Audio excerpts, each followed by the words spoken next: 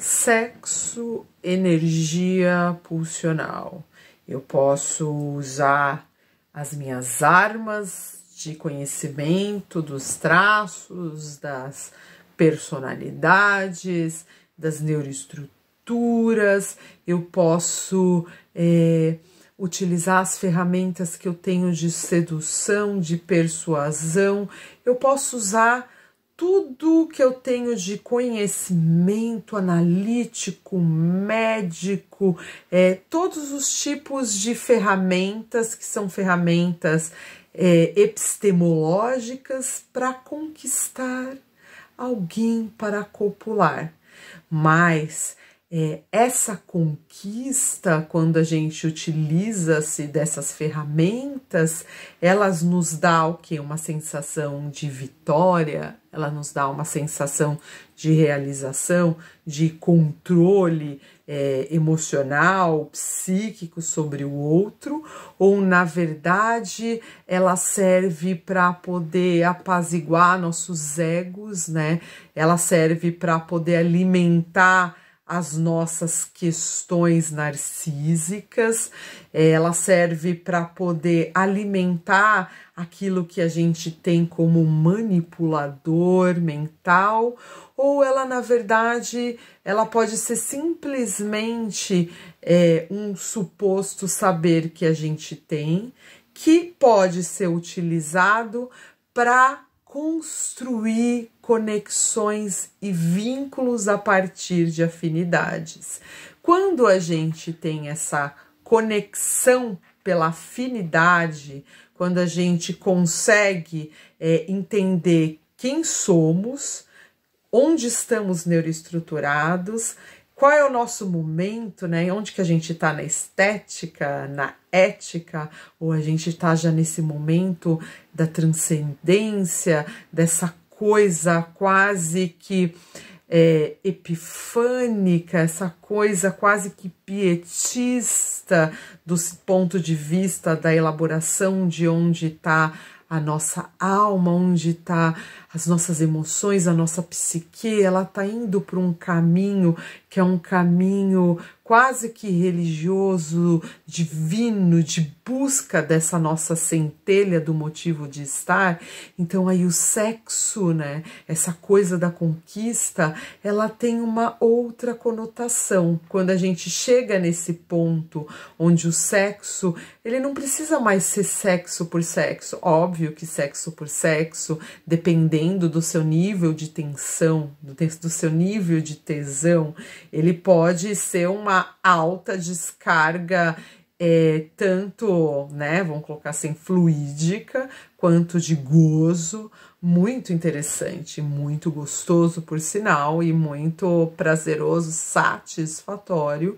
Mas se a gente já vivenciou essa coisa que eu sempre coloco aqui como uma interpretação kierkegaardiana, dessa coisa mais estética, a gente já entendeu esse nosso gozo, essa nossa potência, onde a gente goza, o que a gente busca, né, no nosso, vamos colocar assim, nosso plano consciente, ou mesmo algo que vem ali da inconsciência, né, que às vezes brota no momento do ato sexual, que explode quase como um sintoma daquilo que a gente é.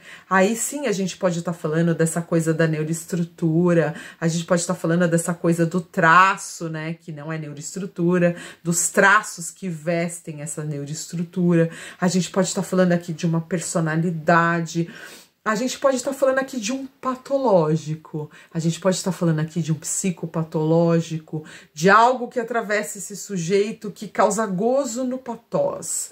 A gente pode estar falando de todas essas coisas misturadas e que essas coisas misturadas vão formar aquilo que eu entendo de mim e aquilo que eu entendo do outro. E aquilo que eu entendo do outro tem que fazer eco de significância com aquilo que vai fazer bem para mim e, ao mesmo tempo, bem para esse outro. Por isso que Lacan coloca que não existe relação sexual, porque essa relação, se existisse, na verdade, o meu gozo seria seu, o seu gozo seria meu, e logo nós gozaríamos na mesma tensão ou na mesma conexão orgástica. Aí sim eu poderia falar que eu tenho uma relação sexual, né? E quando a gente parte dessa premissa, né, de que não existe relação sexual, cada um goza no seu próprio gozo, que foi produzido às vezes até pelo outro,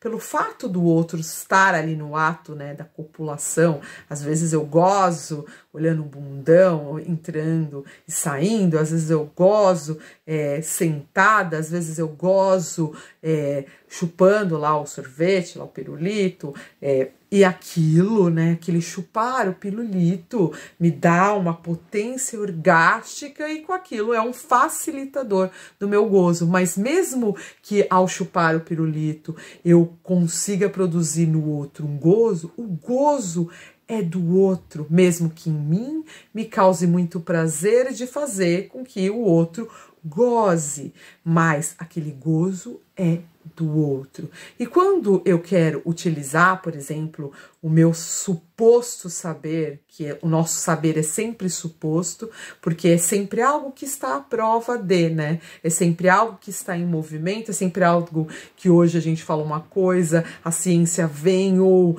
outras concepções mudam, a sociedade muda em relação, por exemplo, se a gente compara do Freud com agora, a gente tem uma sociedade que não é mais repressiva, então existem algumas psicopatologias que praticamente já não existe, porque estava atrelada essa questão da repressão sexual, né, como as neurastenias, por exemplo, e aí você vê que hoje em dia não existe mais aquela histérica clássica, e hoje a gente acaba vendo assim que aquelas histéricas clássicas às vezes estão se manifestando em homens, por exemplo, você vê assim, homens conversivos, então assim, você vê assim, coisa que a gente não viria na época de Freud, né? Então quando a gente pensa nessa questão do sexual, do sexo por sexo, do fuc, a gente tem que lembrar que o que eu quero quando eu vou sexualmente conquistar, seduzir, qual é realmente o nosso propósito em seduzir, em conquistar alguém que tem um X, vamos colocar assim, uma X personalidade ou mesmo um traço, ou mesmo uma neuroestrutura.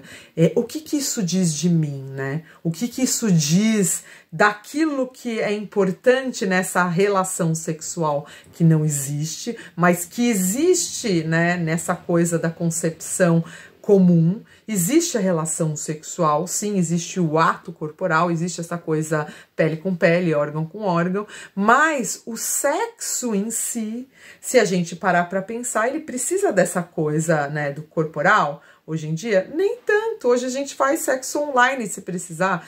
Ele precisa dessa coisa do contato? Às vezes não. Você pode sexualmente conquistar alguém simplesmente conversando sobre assuntos sexuais, ou mesmo tendo essa coisa, né, de uma história, de um fetiche, ou de um conto erótico, qualquer coisa que pode estar atiçando essa sexualidade. Então, quando a gente pensa em conquistar pessoas com o sexo, a gente está utilizando uma ferramenta única, né? Só o sexo em si não conquista ninguém, né? Ele pode desenvolver ali uma certa intimidade ou não, ele pode ali envolver um certo, vamos bem querer ou não, ele pode envolver essa coisa de repente ter um vício, sim, isso pode, sexo pode ser viciante e dependendo de quem faz, quem pratica, pode produzir no outro um gozo tão interessante que a pessoa quer gozar novamente, que a pessoa quer aquela sensação gostosa novamente, mas isso pode ser simplesmente aquela coisa kierkegaardiana, sexo por sexo, e nunca sair desse patamar do sexo por sexo.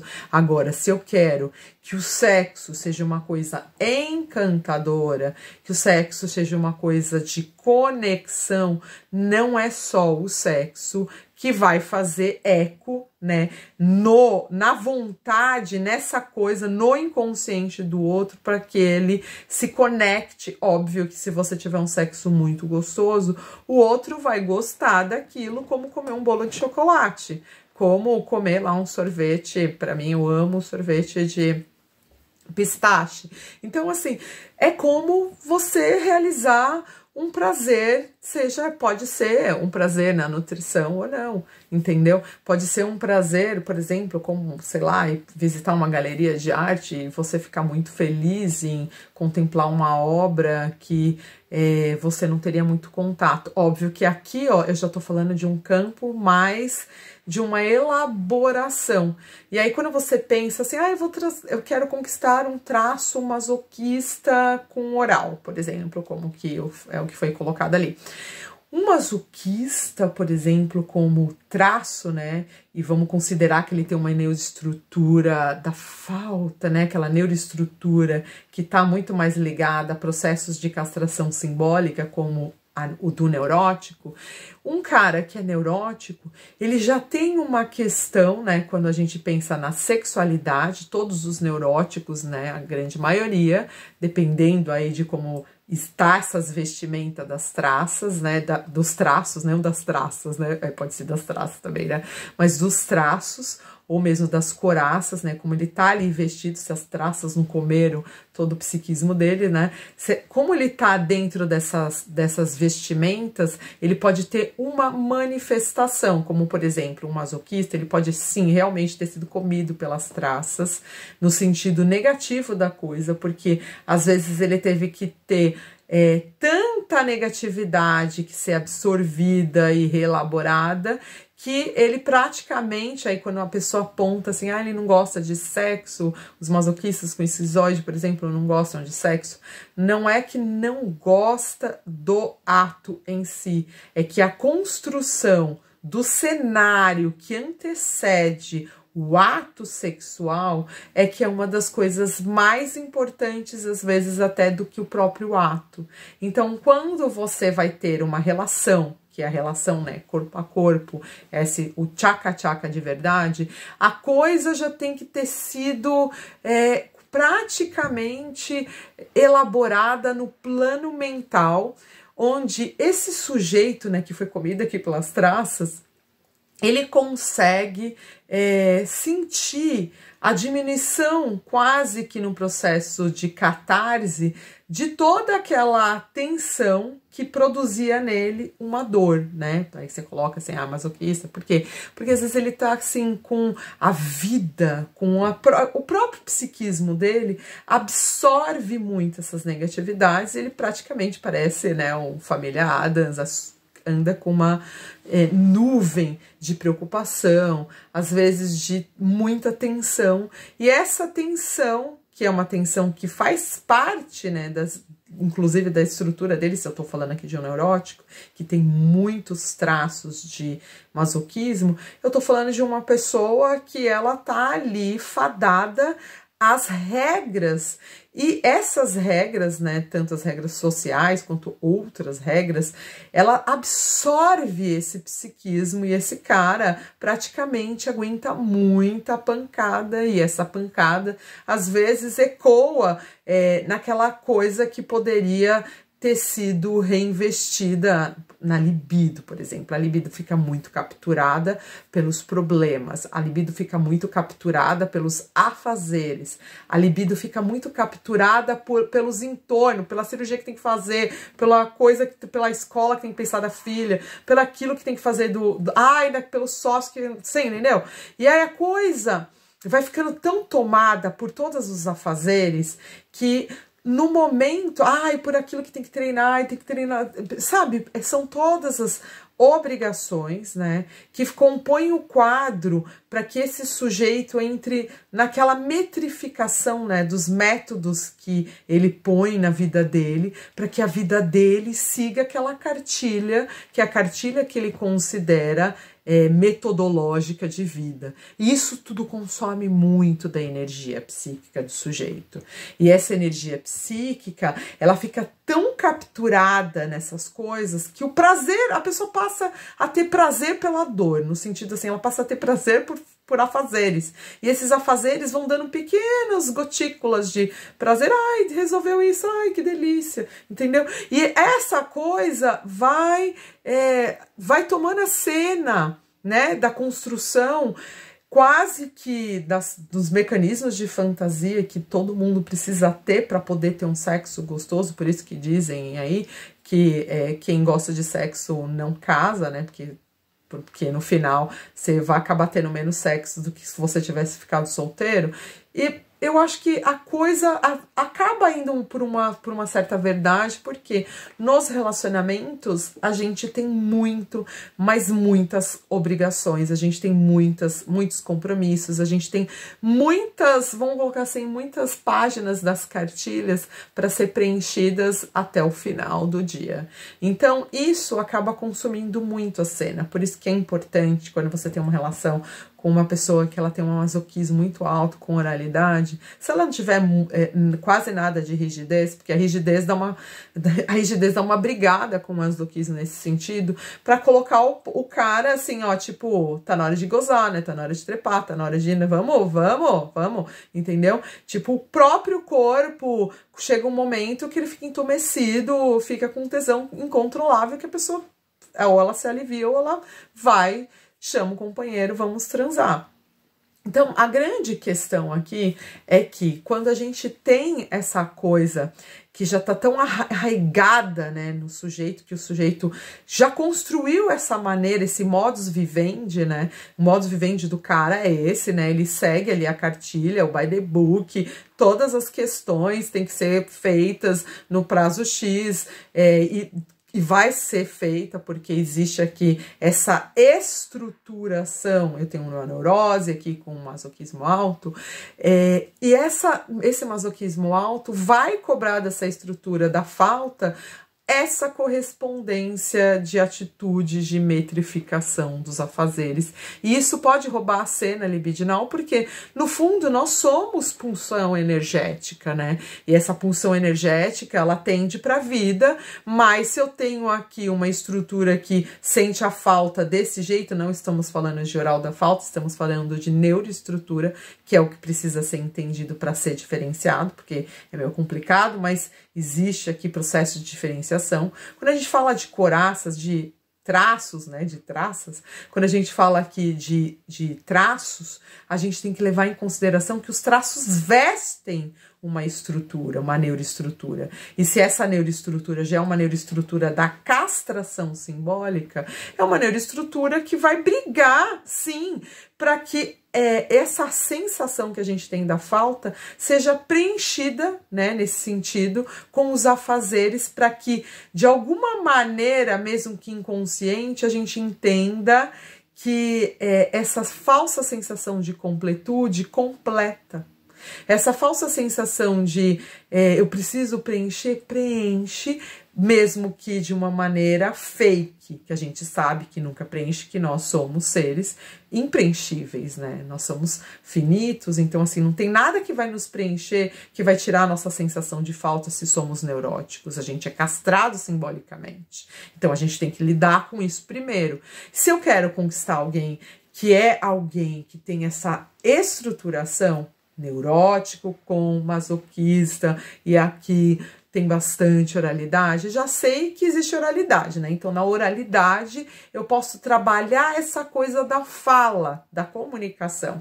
Então, se eu posso já trabalhar essa coisa da comunicação, e eu sei que esse cara ou essa mulher é uma oral, e ela tem um masoquismo alto, eu sei também que ela tem o quê? Duas questões aqui interessantes para poder ser trabalhada. Ela vai segurar um pouco essa coisa, se ela não confiar em você, ela não vai falar, mas ela quer falar, entendeu? Ela quer alguém que ela possa confiar, ela quer alguém que ela possa praticamente fazer uma limpeza de chaminé, realmente, né? Expurgar questões, porque tá carregando muitas questões, muitas tensões. Então, quanto mais na sexualidade, né, se você tiver intimidade com essa pessoa e ela tiver um campo dessa fala, ela conseguir expurgar sentimentos, expurgar questões, mais ela vai ficando apta, né,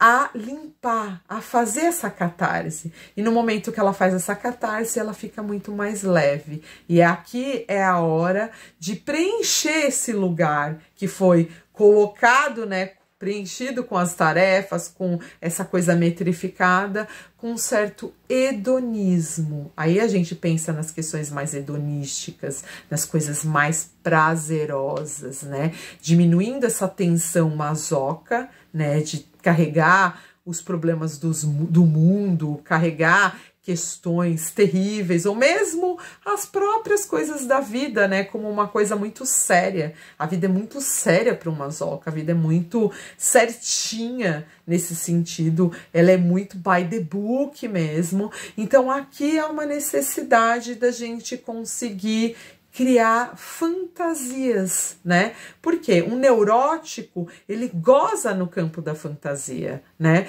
Então, o neurótico, ele goza com perversões nas fantasias, que é diferente, por exemplo, de uma estrutura perversa, né? Onde eu tenho uma neuroestrutura perversa, esse sujeito aqui, que tá vestido com as mesmas, vamos colocar assim, com um traço masoca junto com oral, e só que ele tem uma neuroestrutura perversa, a tendência dele é produzidor no outro, a tendência dele é produzidor em si, a tendência dele é usar, às vezes, a fala de uma maneira negativa para, tipo, às vezes até conseguir aquilo que ele quer, porque na fantasia dele, ele vai para acting out, ele vai para atuação. Por exemplo, se eu tenho uma masoca com oral e ele é um perverso, se ele tem uma fantasia, por exemplo, de comer um cabrito, ele não vai gozar como um neurótico pensando, ai, tô comendo um cabrito e gozou.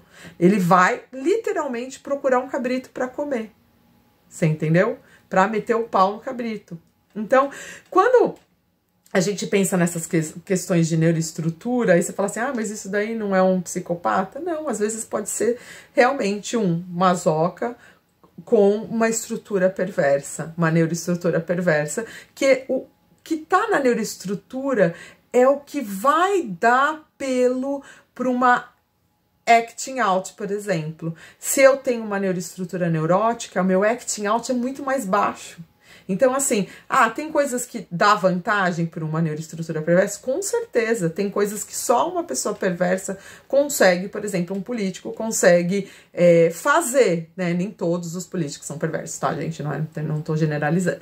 Mas eu tô querendo dizer, assim, que é muito mais fácil, quando eu tenho uma neuroestrutura do acting out, eu partir para ação do que ficar contemplando no processo de fantasia. E quando eu tenho uma neuroestrutura mais psicótica, eu posso, de repente, atuar no sentido não do acting out, na mente, né? Então, às vezes, eu acho que eu sou Zeus, né? Eu tô no processo de foraclusão e eu gozo com o pau de Zeus e acho que eu estou fertilizando a natureza e, de repente, acho que eu fui para uma nave e lá na nave eu tive relações, por exemplo, com os extraterrestres. E isso é um campo de gozo que não consegue sair do campo de ação da psique, entendeu? Então, aí aqui eu tô dentro de... Eu tô falando aqui quando eu tenho uma neuroestrutura, por exemplo, psicótica, e essa neuroestrutura psicótica tem o masoquismo com oralidade, né? Eu vou deixar a minha desrazão atuar dentro de um contexto que pode ser de um sofrimento, né? Que pode ser de uma projeção, e o meu gozo vai estar sempre naquilo. E aquilo, de repente, pode se tornar a entidade. De repente, eu me sinto que eu sou essa entidade X, eu tô fora-cluída da minha realidade, mas o meu gozo tá dentro de uma dimensão que é quase que onisciente, onipotente, onipresente. Então, aqui a gente já vê que ou a minha sexualidade ela é tão erotizada no sentido de que, às vezes, quando a gente tem uma neuroestrutura que ela é mais da da psicose, eu posso ter aqui uma hipererotização, entendeu? Onde eu não tenho nem penso, tipo, saio na rua, vejo uma bunda e esfrego, como nos metrô ali, faço, sei lá, uma sarradinha, né, que é o que chamam, né, sei lá. E aí, eu não tô nem aí pro outro, o que importa é que eu dei uma sarrada naquela, porque a maluquice da cabeça. Aí você fala assim, ah, mas isso aqui pode ser também do acting out do perverso. Pode ser também do acting out do perverso, mas eu posso imaginar que eu tô fazendo aquilo, e olha só, e gozar como um neurótico, e aí, só que não estou fazendo aquilo, eu não fui buscar aquilo, e também não fora cluído, de repente estou ali no parque batendo punheta, assim, tipo, na frente de todo mundo, tirei o pau, e a coisa aconteceu, e eu tava naquela cena, sabe, mental, de ação, quase que um perverso, né, atuei, só que o meu cérebro não tá fazendo eco com o espaço, né? Então, aí quando você pensa nessa questão do tempo e espaço, quando você pergunta para as pessoas que têm uma neuroestrutura mais regredida, como da psicose, aí se a pessoa não está medicada, você pergunta, a pessoa fala assim, não, mas eu estava lá no metrô, só que a pessoa não estava no metrô, ela estava no parque, ela estava na sala da casa, estava sei lá, em qualquer lugar, e aquela cena que ela gozou, ela achou que ela estava lá de verdade e não consegue separar o real do imaginário. Ela tá naquela imagem projetiva de gozo, naquela cena X. É quando você vê histórias aí que você fala assim, ah, mas isso aqui é uma coisa histérica. Não, às vezes a paciente tá fora cluída e ela foi na mente dela estuprada dentro daquela cena X, só que não aconteceu nada, ela estava em casa. Ela nunca saiu de casa, ela estava às vezes até internada e a cena foi toda construída em cima de uma verdade, que é a verdade que está fora cluída da realidade, mas é uma verdade para ela. Então, assim, nós aqui como terapeuta acreditamos nessa verdade e não defendemos ou deixamos de defender. Então, aí entra na questão legal, né? Quando a pessoa, por exemplo, fora cluiu e imaginou uma cena como essa, e tá acusando alguém, aí aqui realmente entra a questão da defesa da fora-clusão, tanto para proteger essa paciente, mas também para proteger outra pessoa que, tipo, não, essa pessoa não fez nada, entendeu? Existe aqui, mas na cabeça dela, ela estava naquilo. Então, assim, você consegue diferenciar, né, essas neuroestruturas imaginando essas cenas, né? Tipo, a pessoa é masoca com oral, mas ela tem uma neuroestrutura psicótica. Então, ela, de repente, se imaginou que alguém estava, por exemplo, fazendo um sexo anal e ela simplesmente fez um sexo vaginal ou, tipo, sei lá, se troca para qualquer situação. Só que vamos supor que ela teve uma relação real e ela, na fantasia dela, ela gozou que aconteceu uma coisa completamente o oposto. E aí a pessoa, são as Karen, né? As pessoas elas vão lá e brigam por uma coisa que elas acreditam que é real, porque elas estão vivenciando isso na psique. Elas estão vivenciando isso vamos colocar assim, no avatar. Elas vivenciam, é como se alguém tá dentro de um avatar acreditasse que realmente a vida é aquilo. E não que ela está ali no processo de projeção. Então, isso é um processo de fora-clusão. Então, quando você quer conquistar alguém, você tem que saber qual é a neuroestrutura. Porque se você, por exemplo, está querendo conquistar alguém que tem uma estrutura X, você pode, às vezes, fazer um plano, né, de ação, e essa pessoa vai interpretar de uma outra maneira e de repente vai te achar uma pessoa assim, às vezes até invasiva. Você pode estar tentando conquistar um perverso, por exemplo, em que ele vai adorar ser seduzido, mas você vai ser um objeto quase que numa relação material de troca.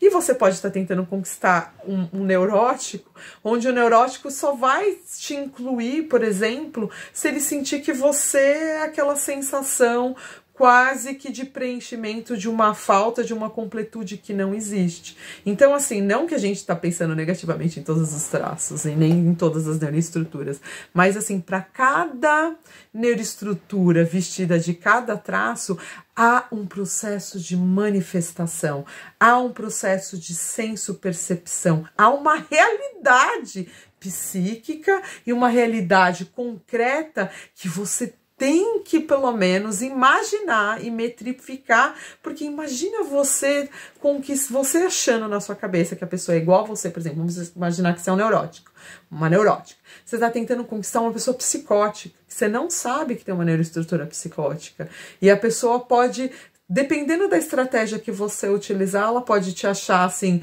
quase com Zeus, né? E aí vai pirar e você vai ter uma pessoa maluca, quase que querendo comer no seu útero. Ou você pode ter uma pessoa perversa que vai fazer uma relação objetal onde você vai ser simplesmente uma troca. Ou mesmo um neurótico, dentro dessa coisa da normalidade, né, que a gente tenta achar lá, porque sempre, na verdade, não existe ninguém normal, que vocês podem perceber que as neuroestruturas sempre mostram alguma questão, e essa questão tá relacionada, sim, a um sintoma, esse sintoma da falta, essa sensação de querer completar, que é típico dos neuróticos, que é chamado, que somos nós, né, os normais, quase que normóticos, e das pessoas perversas, que tem ali, o perverso também tem uma vantagem, ele consegue ir para o campo da ação muito mais rápido do que um neurótico, por exemplo, faria. Por exemplo, um neurótico, ele ia pensar assim, ah, não, existe aqui uma questão, aqui essa... ele vai lidar com essa questão da castração. O perverso, se ele fantasiou, ele vai tentar ir para o campo da ação. E na ação ele vai buscar esse acting out. E o psicótico, ele pode ter essa coisa que parece até com o perverso, que ele vai atuar, ele vai tirar lá, sacar a arma e de repente tá pensando que tá realmente ali fazendo sexo com os deuses, e de repente tá se masturbando no meio do parque sem noção, mas na cabeça dele ele tá naquele lugar mesmo, então o que importa é aquele lugar que ele tá no avatar mental. Então aqui, olha só, o processo de sedução, eu brinco, né, que quando você souber a neuroestrutura do outro que você tá tentando conquistar, talvez você queira correr a mais de, sei lá, 200 mil quilômetros de distância, porque quando você começa a entender as verdades, né, as suas verdades e as verdades do outro, aí você...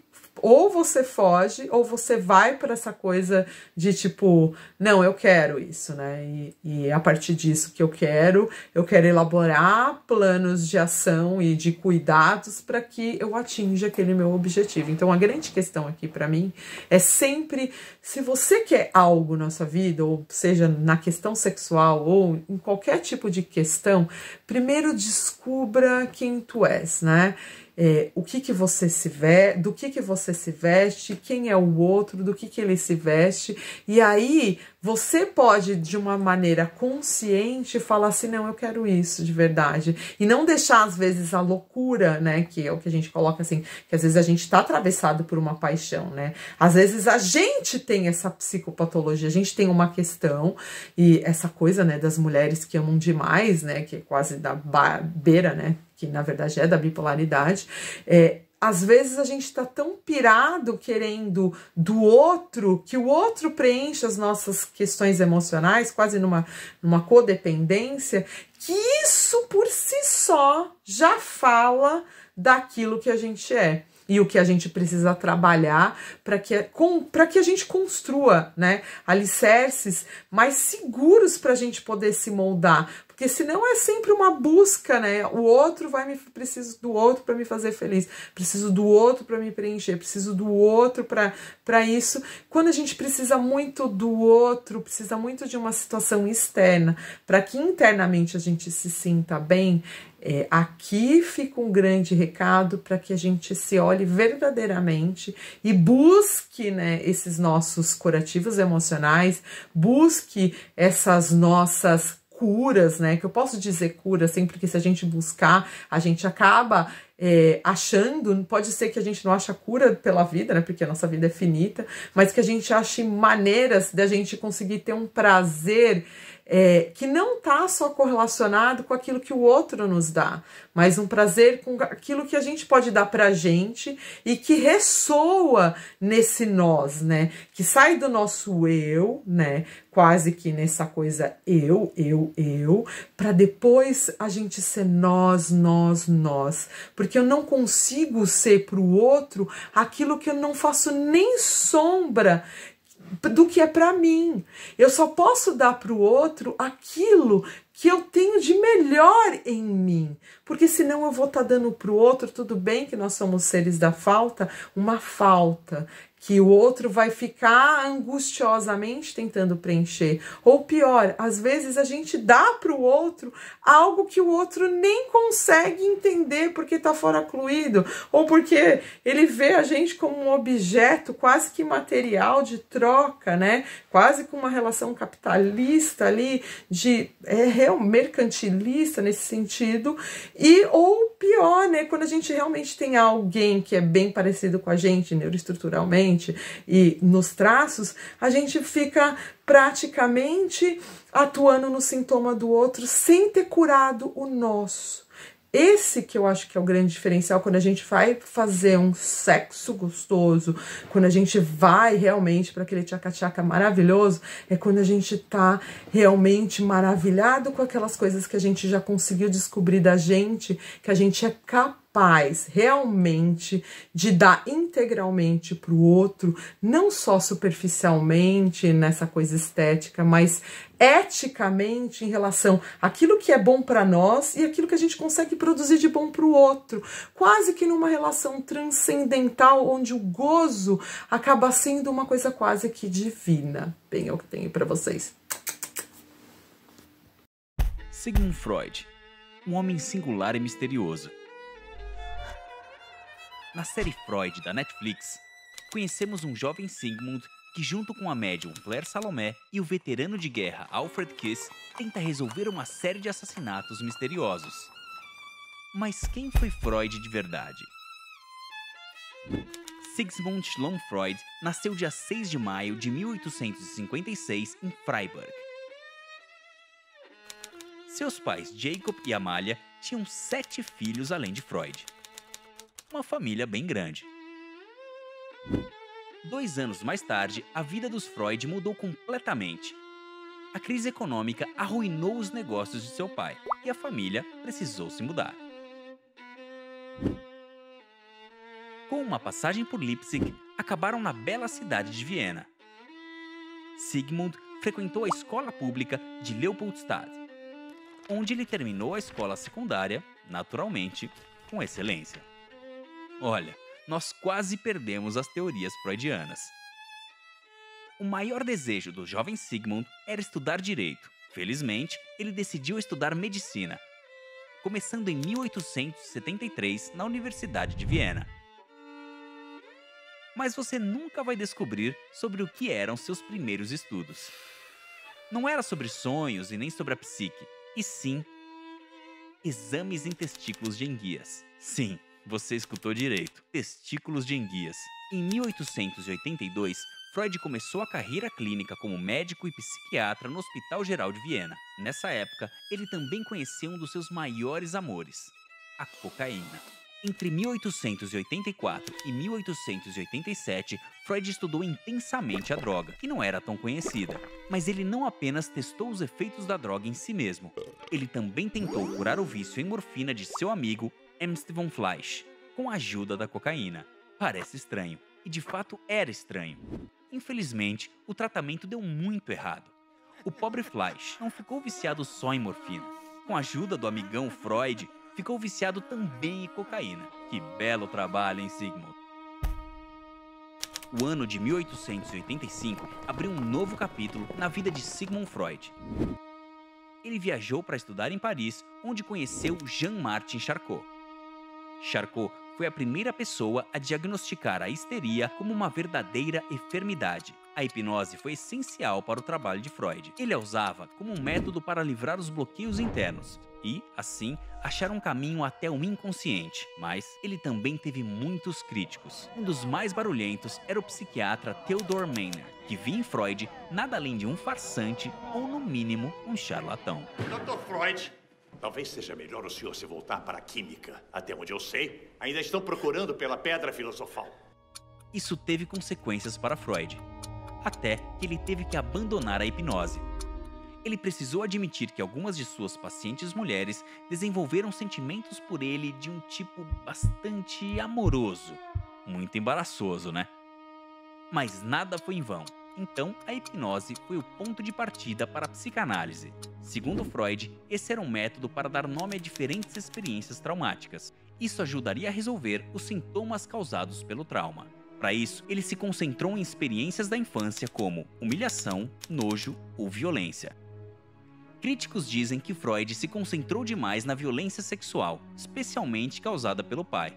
Assim, ele teria excluído várias outras experiências traumáticas. Depois, o próprio Freud descartou esse enfoque. Na sua nova abordagem, ele se concentrou nos anseios e fantasias libidinais de uma criança com seus pais. E assim, descreveu o que conhecemos como complexo de Édipo. Ou melhor dizendo, o filho se apaixona pela mãe enquanto vê o pai como seu rival. Ficou claro? Claro! 1886 foi um ano romântico para Freud. Depois de 4 longos anos de noivado, ele se casou com seu grande amor, Martha Bernays. Um detalhe curioso, a irmã de Freud depois se casou com o irmão de Martha. Que tempo era aquele, hein? Martha e Freud tiveram 6 filhos. Com seus filhos, Sigmund tinha uma relação bem distante, ao passo que era muito próximo de suas filhas. Dizem as más línguas que isso acontecia porque as filhas eram muito mais inteligentes que os filhos. Outros dizem que Freud era em geral uma pessoa fria, que mantinha à distância tanto a família quanto os amigos. Me pergunto o que Freud teria dito sobre a intimidade de Sigmund. Mas nem seu amor por Martha, nem suas brincadeiras com a cocaína jamais se compararam com sua maior obsessão: os charutos. Freud fumava uma impressionante quantia de 20 charutos por dia. É claro que isso gerou consequências. Ele adoeceu com câncer no palato e se submeteu a 33 cirurgias, em que partes de seu maxilar foram removidas e substituídas por uma prótese. E aqui vai um lembrete: fumar faz mal. Uma das teorias mais famosas de Freud gira em torno da formação da psique: ego, superego e id. O id ocupa o papel do inconsciente libidinal que regula a fome, a sexualidade e as necessidades e os afetos como amor e ódio. O ego é a superfície do id. Ele é a instância psíquica que regula o senso comum e a racionalidade. Isso significa que quando pensamos, lembramos e sentimos, o ego está funcionando. O superego processa todas as experiências e normas aprendidas de fora. Quando nossa moral e nossos valores reagem, o superego está envolvido. E já que Freud adorava mergulhar fundo na psique humana, ele descobriu o conflito entre essas 3 instâncias. Era, para ele, o motivo de todos os comportamentos humanos. Depois dos tortuosos 50 anos no apartamento infame da Bergrasse 19 em Viena, a família Freud teve que se exilar em Londres após a ascensão do nazismo. Os livros de Freud foram queimados e ele foi considerado um inimigo do Estado.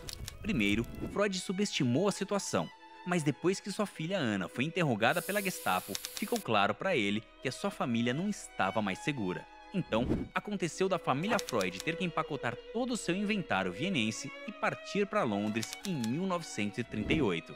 Mas, apenas 1 ano e muito sofrimento físico depois, Freud queria dar à sua vida um fim autodeterminado. Ele pediu ao seu médico para lhe dar uma overdose de morfina para ajudá-lo a morrer. Um dos mais controversos cientistas e psicólogos do nosso tempo. Ele pode não ter acertado em todas as suas teorias, mas certamente revolucionou a ciência ao criar uma nova área de estudos: a psicanálise. Além disso, deixou a vida muito mais divertida ao nos apresentar conceitos como inveja do pênis, né?